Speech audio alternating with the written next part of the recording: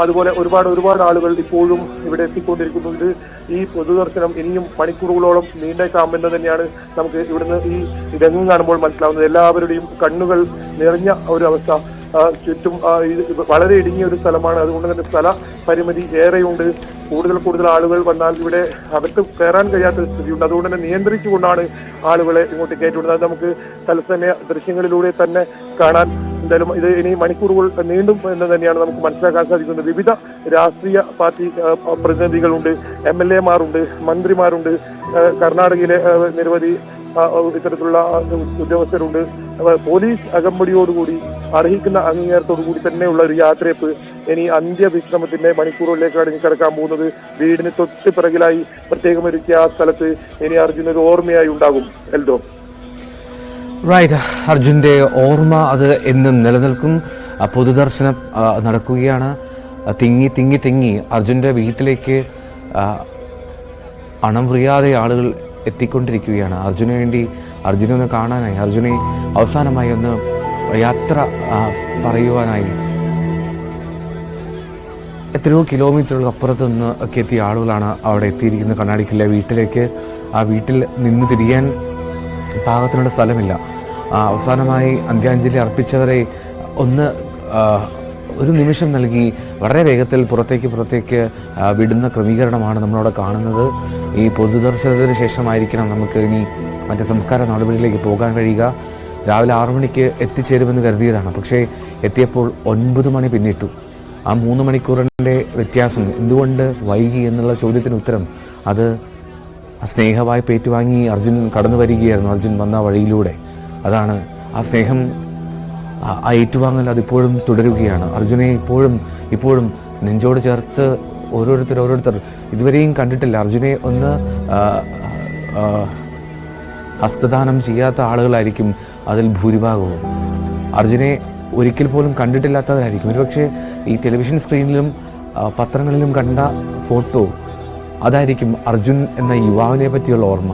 അതുമല്ലെങ്കിൽ ആ കുത്തിയൊലിക്കുന്ന ഗംഗാവലി പുഴയായിരിക്കും, അല്ലെങ്കിൽ അവിടെ നിന്നും ഉയർന്നു പൊങ്ങിയ ആ ലോറിയുടെ ആ ട്രക്കിൻ്റെ ക്യാബിനായിരിക്കാം, അല്ലെങ്കിൽ അതിൽ നിന്ന് കിട്ടിയ ആ കളിപ്പാട്ടമാകാം, അർജുൻ്റെ മൊബൈൽ ഫോണാകാം, അർജുൻ ബാക്കി വെച്ച ചില പാത്രങ്ങൾ, അർജുൻ്റെ വസ്ത്രങ്ങൾ, അങ്ങനെ മറ്റെന്തെങ്കിലും ആയിരിക്കാം. പക്ഷെ അതിനേക്കാളും ഏറെ അർജുൻ എന്ന സഹോദരന് വേണ്ടി നമ്മൾ എത്രമാത്രം സ്നേഹത്തോടെ ദിവസങ്ങൾ കാത്തു നിന്നു എന്നുള്ളതാണ്.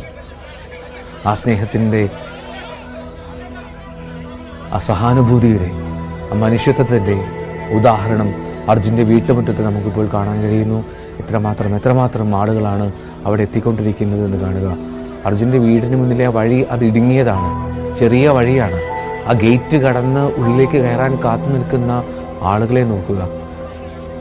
ഇവരൊക്കെ കർണാടകയിലുള്ളവരാണോ? ഒരിക്കലുമല്ല. കർണാടകക്കാർ മാത്രമല്ലല്ലോ അത് പലയിടങ്ങളിൽ നിന്നായി, പല സ്ഥലങ്ങളിൽ നിന്നായി കിലോമീറ്ററുകൾ താണ്ടി എത്തിയവരാണ്.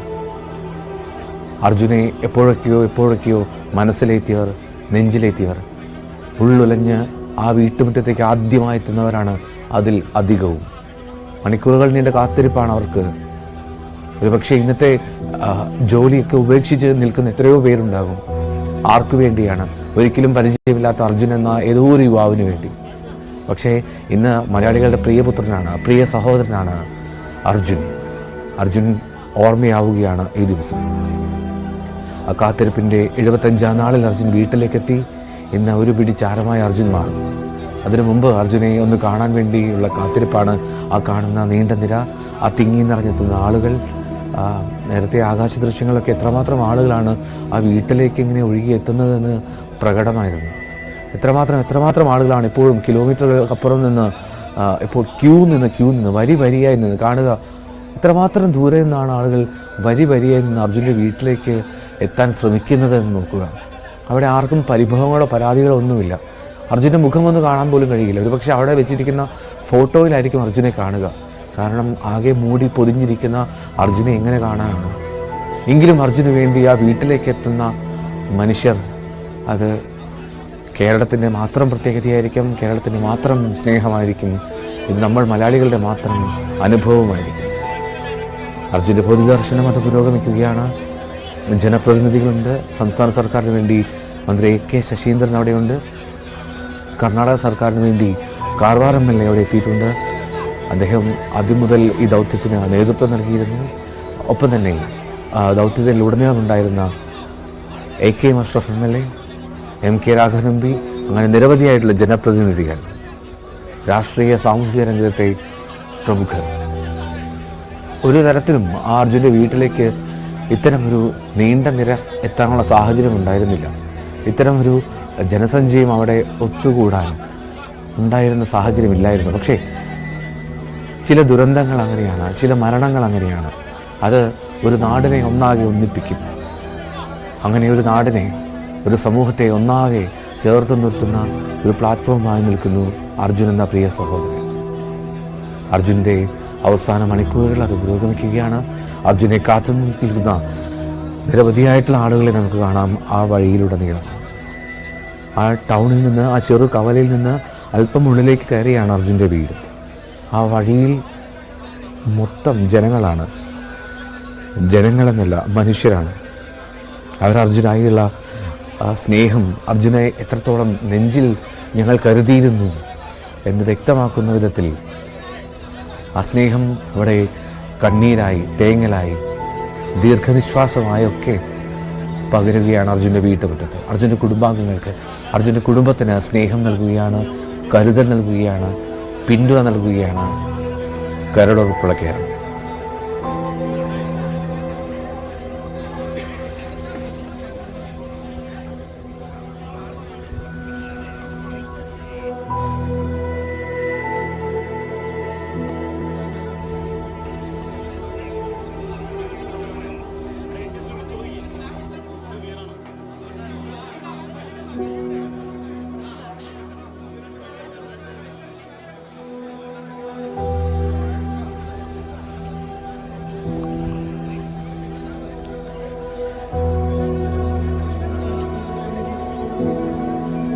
എഴുപത്തഞ്ചാമത്തെ ദിവസം അർജുൻ ആ വീട്ടുമുറ്റത്തേക്ക് എത്തുമ്പോൾ എത്രമാത്രം വൈകാരികമായിട്ടാണ് അർജുനെ നമ്മളെല്ലാവരും ചേർത്ത് നിർത്തുന്നത്. എത്രമാത്രം സ്നേഹവായ്പോടുകൂടിയാണ് നമ്മൾ അർജുനെ പറഞ്ഞയക്കാൻ നോക്കുന്നത്.